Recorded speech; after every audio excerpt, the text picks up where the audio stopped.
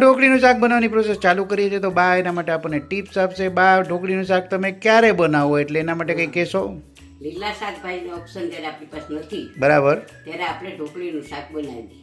હા, એટલે લીલા શાકભાજીનો અને ઢોકળીનું શાક હોય તો એક બહુ સારું ઓપ્શન રહે છે. હા. હવે આને કઈ રીતે તમે પ્રિપેર કરો છો? હવે ઢોકળીનું શાક છે એ રસાવાળું પણ બની શકે ઓકે, અને ઢોકળી કોરી વઘારી અને નાસ્તામાં ખાઈ શકાય છે. Very good. તો આજે તો આપણે રસાવાળું બનાવી રહ્યા છીએ, બરાબર? આજે આપણે રસાવાળું, હા. અને કઈ વસ્તુ સાથે એટલે ક્યારે તમે સ્પેસિફિકલી બનાવો છો આને? સ્પેશિયલ ઢોકળીનું શાક અમારા નાગર કુટુંબમાં હમ, પૂરણપોળી સાથે બનાવવામાં આવે છે.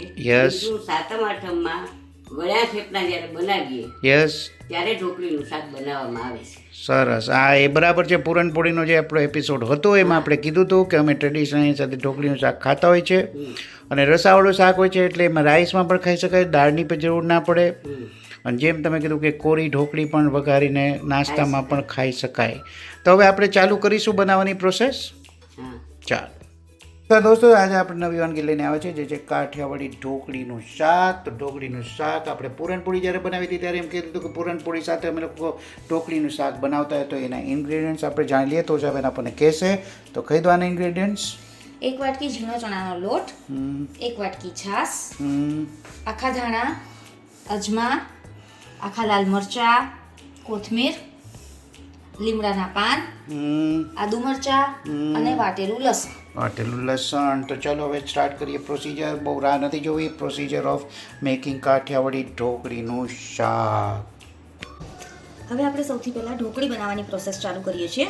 એના માટે આપણે 1 વાટકો ચણાનો લોટ લીધો છે તો એ જ વાટકાના માપે આપણે 1.5 વાટકો પાણી લેવાનું છે.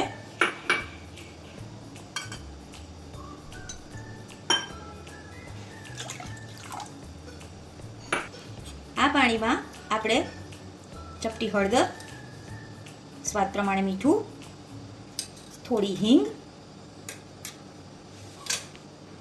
અને 2 ચમચી જેટલું તેલ નાખી દેવાનું છે. હવે આ પાણીને આપણે સરખી રીતે ઉકળવા દેવાનું છે. આ પાણી બોઇલ થવા માંડ્યું છે. હવે આમાં આપણે જે 1 કપ લોટ લીધો હતો એને ઝીણી લોટની ચાળણીથી ચાળી અને નાખી દેવાનો છે અને ખીચાની જેમ એને બનાવી લેવાનું છે. ખીચાની જેમ બનાવવું જોઈએ એટલે ગાંગડા ન પડવા જોઈએ, રાઈટ? ચાળીને લેશું એટલે ગાંઠી નહીં પડે. ગેસ ફાસ્ટ જ રાખવાનો છે. હા. તો જોઈ રહ્યા છો પાણી સુકાઈ રહ્યું છે તો કોન્સ્ટન્ટ હલાવવાનું છે. તો ક્યાં સુધી હલાવવાનું છે? આ બધું એકરસ થઈ અને આનું સાઈડ બધી છોડી દેશે કઢાઈની, ત્યાં સુધી આપણે એને હલાવવાનું છે. ઓકે, એટલે કઢાઈમાં ચોંટવાનું બંધ થઈ જાય એટલે. જો આ કઢાઈ એકદમ છોડી દીધી છે આણે, એટલે કે આ આપણું તૈયાર થઈ ગયું છે. સમથિંગ લાઈક આપણે પીઠોડો બનાવતા એ ટાઈપનું જ લાગે છે મને. હવે આને આટલું ગરમ ગરમમાં જ એક ડીશમાં લઈ અને પાથરી દેવાનું. ઓકે, થાળીમાં હવે પાથરવાનું છે જેમ આપણે ખાંડવીમાં પણ કરતા હતા. Similar type of procedure you can say. ખાંડવીમાં આપણે એકદમ પાતળું પાથરીએ છીએ અને આમાં આપણે જાડું પાથરવાનું ધેટ્સ છે. Right, that's fair enough.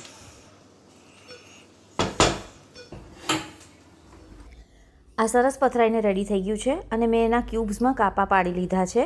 તમે લંબચોરસ કાપા પણ પાડી શકો. આ ઠરી ગયા પછી મેં એના બધા જ ક્યુબ્સ ઉખાડી લીધા છે અને જો એક સરખા સરસ મજાના ક્યુબ્સ થઈ ગયા છે. બનાવવાની ચાલુ કરી છે. જેમ કે તમે જોઈ રહ્યા છો કે આ કઢાઈ તો સેમની સેમ વાપરી છે. તો એના માટેનું શું રહસ્ય છે? હા, આ કઢાઈ આપણે ધોઈ નથી. આપણે જ્યારે શાક બનાવશું ત્યારે શાક અને રસો એનો જુદો પડી જાય તો એ ના થાય અને એક ઘટ્ટ સરસ મજાની ગ્રેવી જેવું આપણને મળે. એટલે આ કઢાઈ આપણે એમની એમ રાખવાની છે. એની સાઈડમાં ચોંટેલી વસ્તુથી ગ્રેવી ઘટ્ટ બનશે અને એ બહુ સરસ આપણને ટેક્સચર અને સ્વાદ આપશે. ઓકે, સો હવે આમાં શું કરી રહ્યા છે? હવે ફર્સ્ટ પ્રોસેસ ઇઝ, હવે આમાં આપણે તેલ નાખવાનું છે. ઓકે. આ કાઠિયાવાડી શાક છે એટલે તેલનું પ્રમાણ થોડું વધારે રહેશે. ઓકે. લગભગ 2 મોટા ચમચા જેટલું મેં તેલ નાખી દીધું છે. ઓકે, ગેસ ચાલુ કરી દઈએ. હવે આમાં આપણે વઘારની વસ્તુ ઉમેરી દઈએ. 1 ચમચી રાઈ, સાથે જીરું,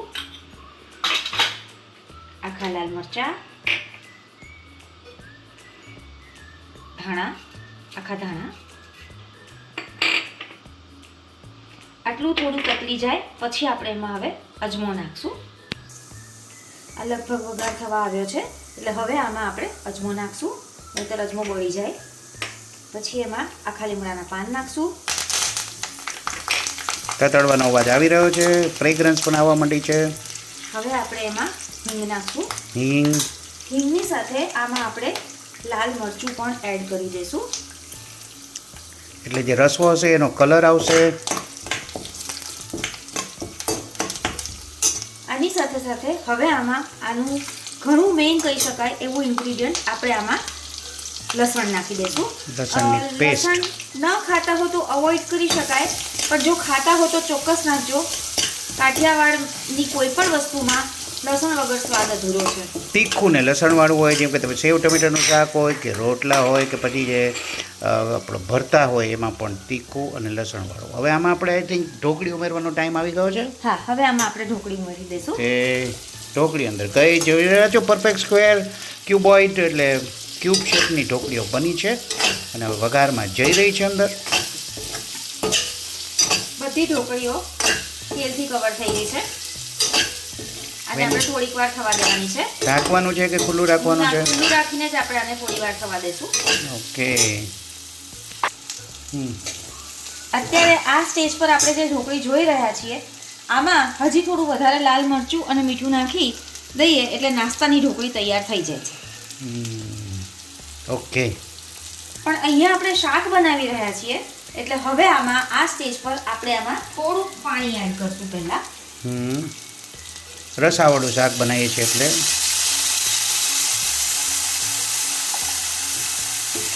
સુગંધ બહુ મસ્ત આવી રહી છે. લસણની સુગંધ તો આહા બહુ જ સરસ આવી રહી છે.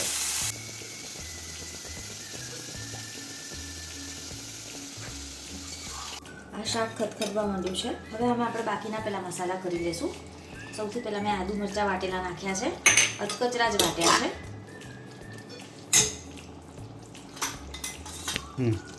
સ્વાદ પ્રમાણે મીઠું નાખી દઈશું. ઢોકળીમાં તો મીઠું છે જ, રસનું જ નાખવાનું છે. અડધી ચમચી જેટલી ખાંડ નાખી દઈશું. આપણે ગુજરાતીઓમાં ખાટું ને ગળ્યું સાથે જ હોય, આ એને બેલેન્સ કરશે. હવે કાચું આમાં આપણે મરચું એડ કરીશું. આ કાશ્મીરી લાલ મરચું છે. હવે ધાણા જીરું એડ કરીશું.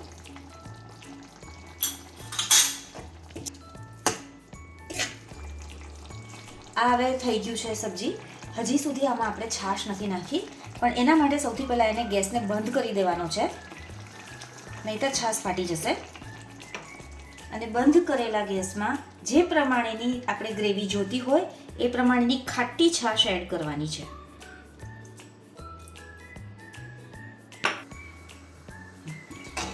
હવે પાછું મેં ગેસ ચાલુ કર્યો છે. હવે પાછું આપણે એને થોડું ખદખદાવી લેવાનું છે. કદાચ ખાટી છાશ ન હોય તો થોડા લીંબુના ફૂલ પણ નાખી શકાય.